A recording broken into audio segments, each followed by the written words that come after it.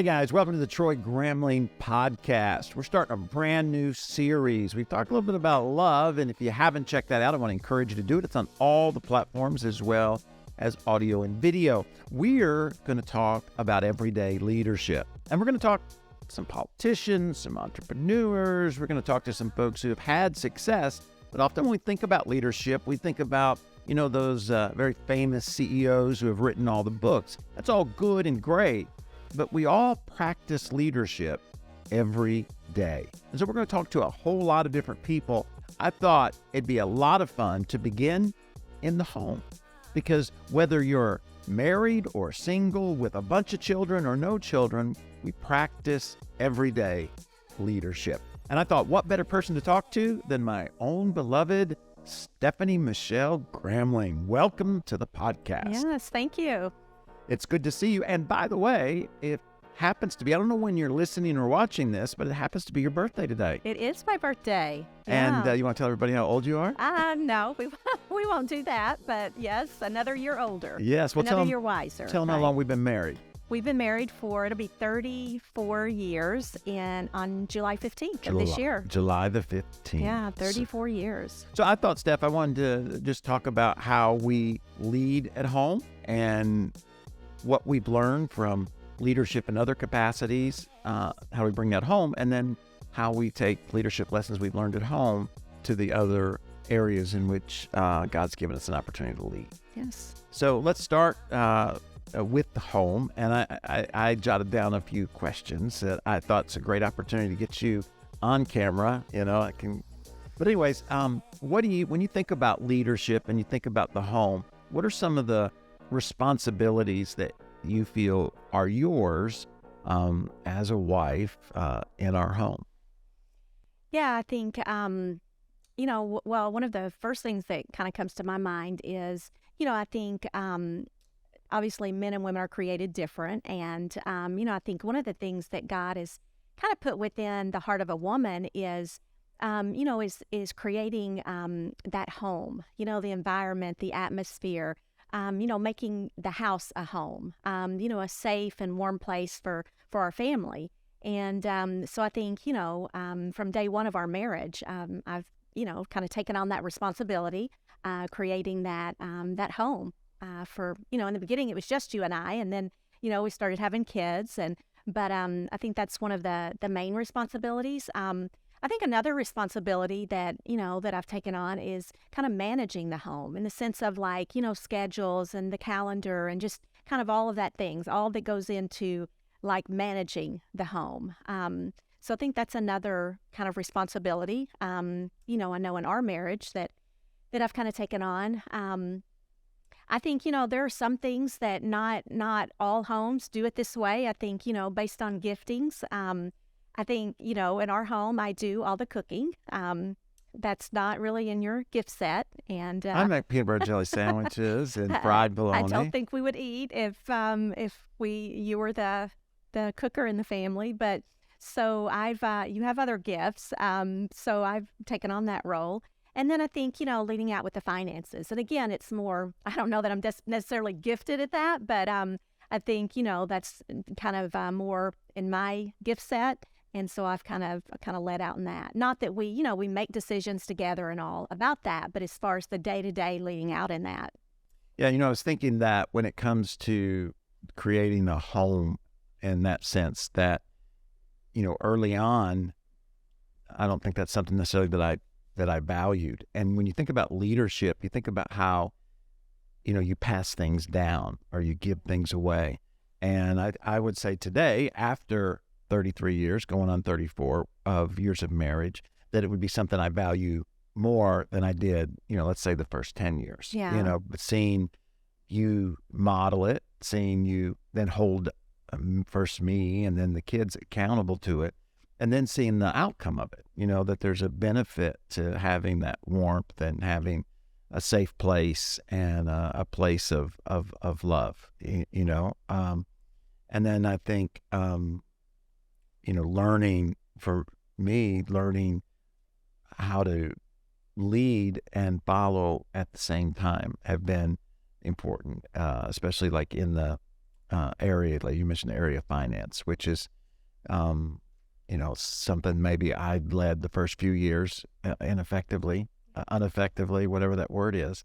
But being willing to follow your lead in those things, but at the same time, where we're going, something that we can do together. Right. And those are just great learning opportunities, because I think sometimes people struggle with it in maybe their marriage, and then forget that if we would be more intentional about it, it's a skill we could take, because nobody is king. I mean, I guess King Charles is king, but there's not a lot of kings in this world, or queens. There's a lot of people who have to work together and with somebody, and rather than it's funny, but then when we get married, we struggle to do what we have to do in life every day. Yeah. Now, when you think about those things, did it change at all as we had children, as far as what, because I know for me, I've always felt responsible to provide. And not that, you've worked a lot of, you were a school teacher and a pastor now, so a lot of things that you've done along the way. I think I've always felt at the end of the day, I had to, figure out how to provide, and whether that was working a couple of jobs or whatever that might be. And then, I'm not, I don't know what word I'm looking for here, but, providing security, Yeah. making sure we're Well, safe. and, as a woman, that's one of our greatest needs, is just that security in knowing that, that our husband's gonna provide. He's gonna take care of that. And again, not that as a wife you don't contribute to that, but I think that's one of the things that God's put within the man. So back to the question I was saying, so when the kids were born, was it pretty well the same? Did you think it changed a little bit as far as the areas that you were leading in? No, I feel like, I feel like a lot changed when we started having kids. Because not only did I feel like those responsibilities, I still let out in those. You still let out in the, the areas that you let out in. But then all of a sudden, I know she can name every area in which you lead, and I just lead out in some whatever those. No, you just said financially. I know. The spiritual leader in our home. You better list all of the. No, I'm teasing. But I think, then all of a sudden, not only do we have those responsibilities, but then we've got these, little humans to take care of and that are totally dependent upon us. And so, all of a sudden became a whole lot more responsibilities, once we started having kids. And the care, I guess, is a responsibility that you owned. I made sure that I owned like the discipline, not that you didn't discipline them. Yeah. But I wanted to lead out in that area, and part of the reason is to make sure that they honored you, that to teach them that, the importance of that. Along the way, I did change diapers. You did, yeah. But that, but I wouldn't say I led out in the diaper changing duties. But I did do that. And again, any kind of partnership, you have to lead and follow. Right. Well, it's all about teamwork. It takes us both, working together to, to raise our kids. Now, you and I are very different in the sense, when you think about leading, which again, whatever everyday leadership requires leading a bunch of different types of people. And you and I are very different in the sense that you always have a to-do list, right? Every night I'm like, hey, what are you doing? And you're making your list, even up to this day. Yeah. I know what I need to do, and I kind of get up and hopefully accomplish it all, and go with the flow. But what are some of the practical things? Because I've always been amazed at how you've been able to adapt depending on how old the kids were, or if we had kids, or those kind of things. So what are some of the practical things you did when, especially the kids were young, to just be able to get things done, Yeah, that was quite challenging at times, especially when the kids were really young. I thought it was challenging with just Tyler, our first one, but then along came Carson, and with two, it's double the challenge. But Yeah, I mean, I think, I think that's one thing that all moms struggle with. I think all dads as well. It's like, at night when you were home, it's like it's bath time, it's all these things, and you want to be present with your kids. But I think, I think we all struggle with that, is, feeling like you don't have any time by yourself, or you're not able to get anything done. I know one of maybe the practical things that I tried to be very intentional about was nap time with our kids. They might not feel like they needed a nap, and as they got a little older, they didn't necessarily want to take a nap, but they were going to have rest time in their room because I needed that time. And that gave me time to just kind of relax a little bit and be able to get some things done. So I think that's one thing. I looked forward to the nap time every day. And then, I think, of course, like we've kind of been talking about, it's teamwork. So I know, on those days when I needed a break or, when you would get home in the afternoon, when I had things I needed to get done, you were good about, taking the kids and watching them so I could do what I needed to get done. And so I think it's, those are just a few of the things that, as far as being able to get things done when you have kids that are very young and totally dependent upon you. What were the biggest differences between when you were teaching school? I think you taught school while Tyler. And were you teaching school when Carson was? I taught a little bit while Carson and when he was young. And then when you were a stay-at-home mom, when it came to the idea of getting things done, because I'm sure everyone listening out there that's a working mom thinks if they could stay at home, then they just could have a lot more time than maybe reality is. Yeah. But what were some of the things that were different in your mind? You mean between the two? Yeah. I'm being a stay-at-home mom, and because I've had seasons where I've been both. When the kids were younger, there were seasons where I did stay at home, and then there were other seasons where I worked. And I think, the saying that, the grass always looks greener on the other side is very true when it comes to that. I remember when Tyler was first born and, when I had to go back to work, I was a school teacher and we were blessed to have your mom. Your mom kept him every day, but still that was such a hard thing, dropping him off every day. And, I remember thinking, man, if I could just stay at home, it would be just so awesome and spend, every hour with Tyler and, just I'd be the greatest mom. And then, and I had a season where I was a stay-at-home mom.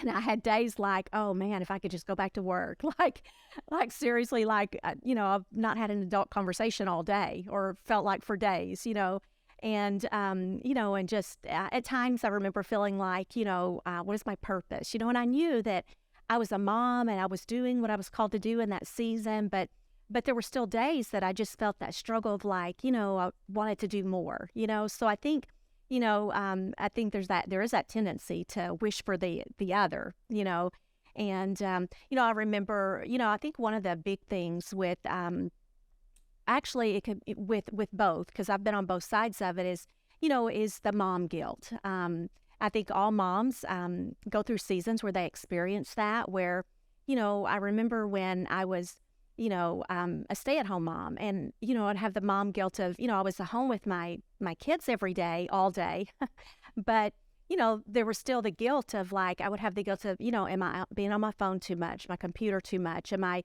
letting them watch too much TV, am I feeding them the right foods, and just that mom guilt. And then but then when I had seasons where I worked outside the home, I had the guilt of dropping my kids off every day, and feeling like I'm not with them enough, and just all of that. And I remember one day, I was really struggling with that in that season, and I remember one day, I was just praying about it, and I remember, God he reminded me, because this is something I know, but just needed to be reminded of, is that guilt never comes from God. That's always from the enemy. And, I was allowing him to just put those lies into my head, and now that I'm through that season, our kids are all grown now.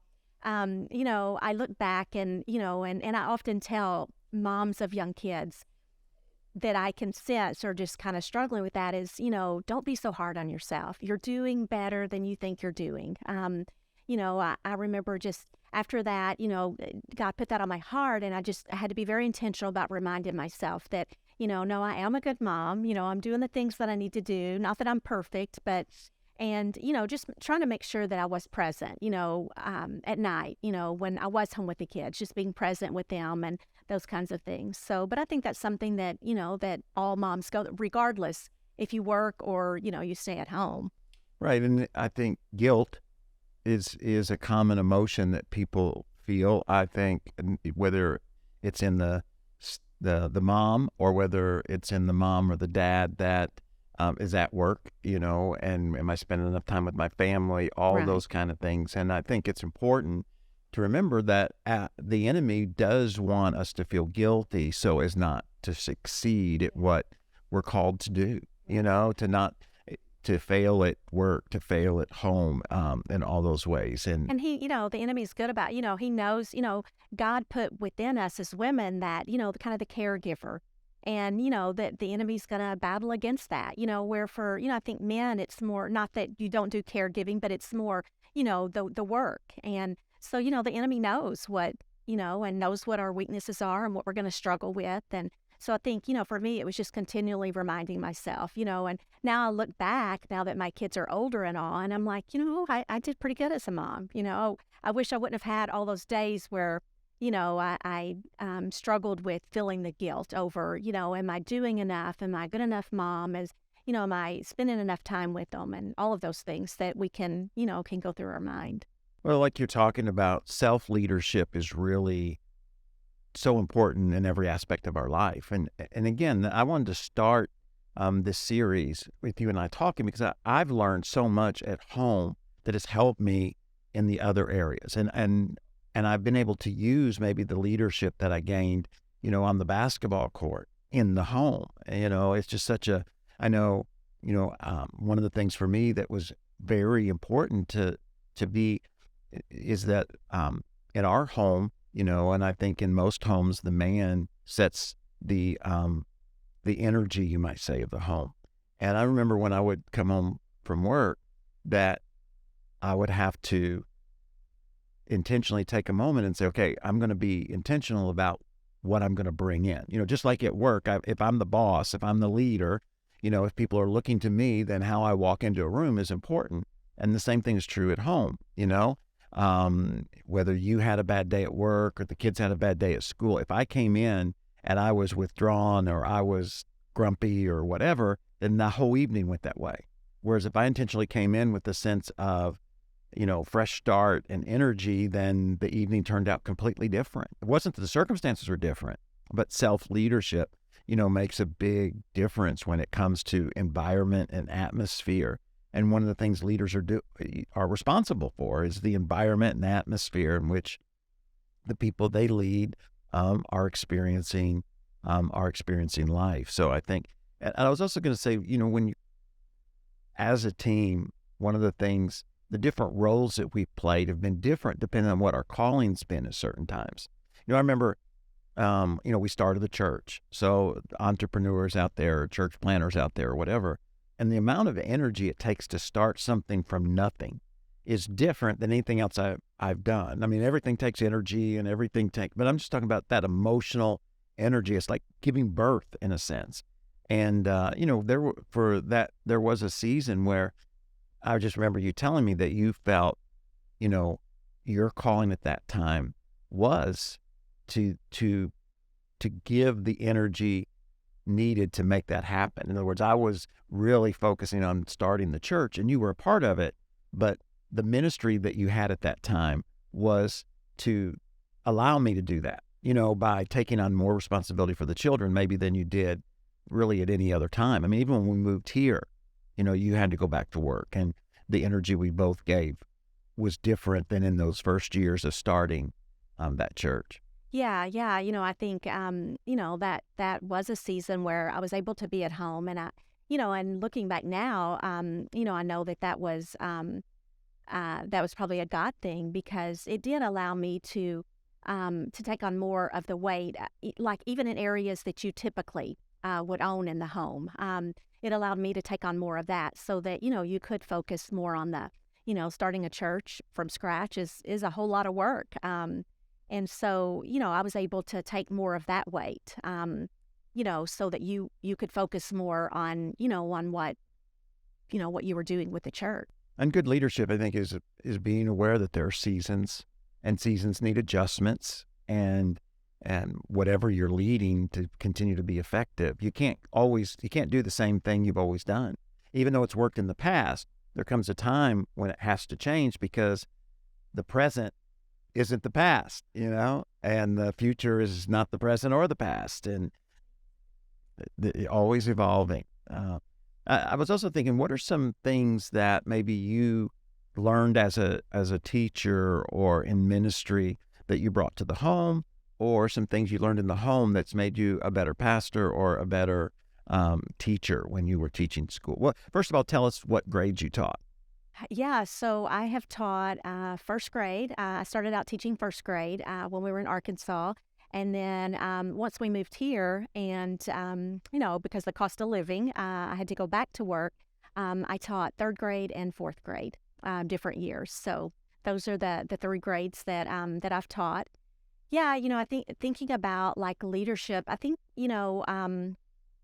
some of the things that I feel like I've, definitely like learned in the home that, was able to take into whether, teacher or, ministry is, I think one of the things, and we've mentioned it multiple times, is just that teamwork, working together, you and I working together as husband and wife to, raise our kids and, have a good marriage and all of that. So I think that's one thing that, and obviously, in ministry, it's all about team, developing teams and raising up leaders. And I think another thing, I probably learned was time management, and, bringing that, learning that kind of in the home, and, then bringing that into, my job. No, those are good. I taught school for a while. I mean, different ways. I never had a real contract, but I taught for, I can't remember if you substitute taught. I substitute taught, and then I took that one class. I can't remember, somebody got pregnant or something, but anyways, it was like a whole semester. Yeah. And I can't even remember what grade it was. It's third or fourth grade. I mean, I'm the secondary education is my degree. Yeah. But somehow I ended up, well, I think because your dad was superintendent, so I ended up when somebody got pregnant for the semester or half a year. It was a long time. And then I just remember the thing I learned, because I've always gotten along, after that with children pretty good. And I think, as a teacher, that's who you're interacting with. Yeah. You know what I mean? It's not like a professor who's dealing with adults. You're dealing with children. And so I was every day dealing with those third or fourth graders, trying to teach them something, but also, listening to them, because that's who you're talking to. That's where you're spending all your time. And I think the thing that I learned is how everybody has value that they can add. If a third grader can add value to my life, and, at the time you and I were newly married, I don't remember how many years, but, we had a lot of stuff on our plate.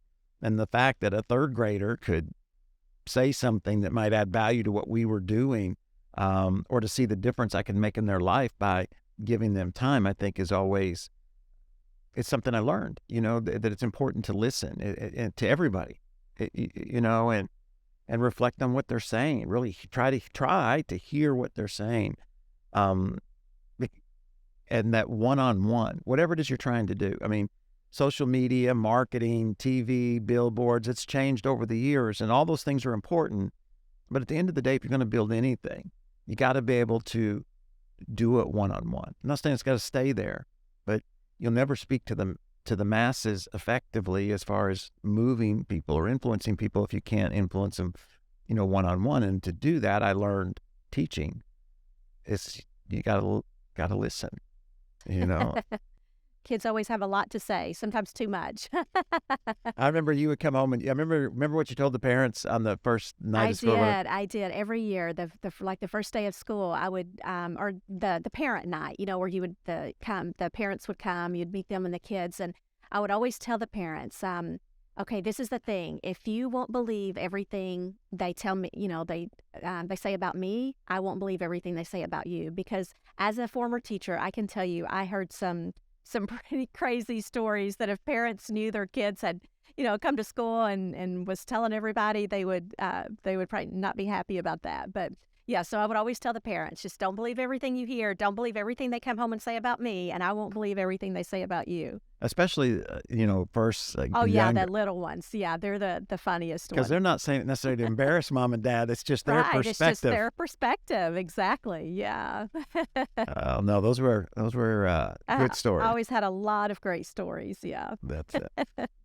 We're just about out of time, but thinking about learning how to deal with challenges and difficulties, what do you think is one of the most challenging aspects of parenting when you reflect back on those years? I mean, well, I think the challenges change, depending on the season of the children. I think about when, newborns and the sleepless nights, and then, as they become toddlers, the terrible twos, the tantrums, teenagers, and just all the challenges that can be a part of that. But I think probably one thing that challenge that doesn't change, regardless of the age of the child, is discipline. I think that's as a parent, I remember when I was little and like I would get disciplined by my parents, they would always say, this hurts me worse than it hurts you. And, as a child, you're like, right, there's no way. But then I became a parent and, you understand that, because I would dare say most parents don't enjoy disciplining, and disciplining not out of frustration or anger, but disciplining as a way of teaching them, for their growth. And so I think, discipline is probably one of the hardest challenges as a parent, and just being consistent in that. I remember when the kids were little and there were days, I just felt like I didn't have the energy to I knew disciplining them was going to be a difficult thing. It's going to be the screaming and the crying and that I'll never do it again. And it just requires a lot of energy as a parent. And I remember days where I was tempted, and there were times where I, gave into that temptation. But I think, just the consistency and just, discipline as, it's not something that you enjoy doing as a parent, but that you have to, for their growth. So I think that's probably one of the hardest things. Yeah, I think that key word, consistency. Yeah. I was thinking we're starting our 23rd year here at Potential, and I think leadership here is similar, like you were saying with the children. The way you lead the little ones is different than the middle schoolers, which is different than the high schoolers or college, which is different than where they are today. And, because when they first start out, you're the hero.